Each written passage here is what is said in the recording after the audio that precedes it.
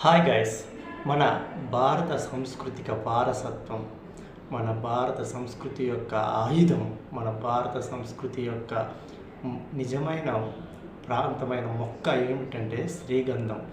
దీని యొక్క ప్రాముఖ్యత గురించి మనం చూసినట్లయితే శ్రీగంధం సాగుపై కేంద్ర ప్రభుత్వం యొక్క దృష్టి ఇప్పుడు ప్రత్యేకంగా కలిగి ఉన్నది.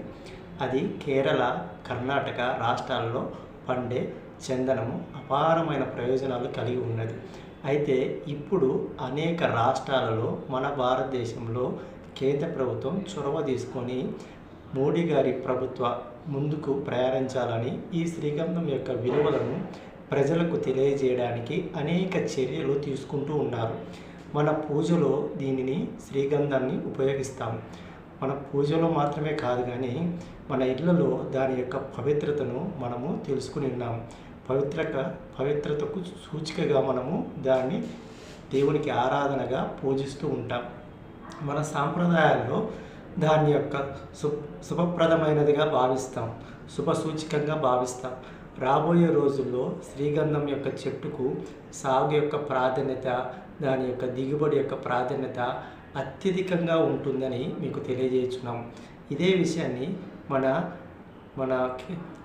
ప్రభుత్వం వారు కూడా తెలియజేస్తున్నారు. కాబట్టి ఇటువంటి చక్కటి అవకాశాన్ని, ఆధ్యాత్మికమైన సాంస్కృతిక వారసత్వాన్ని మనము సూచికగా ఉన్న ఈ యొక్క ఉపయోగకరమైన మొక్కను, సాంప్రదాయ మొక్కను మనమందరము కూడా సాగుబడి చేసి దాని ద్వారా అధిక రాబడి పొందుకోవాలని మీకు తెలియజేస్తున్నాను.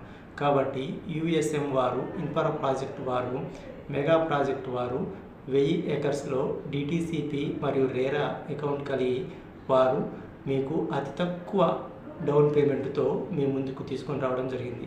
కాబట్టి ప్రయత్నం చేయండి, అవకాశాన్ని విడిచిపెట్టుకోకండి, సద్వినియోగం చేసుకోండి. Thank you very much.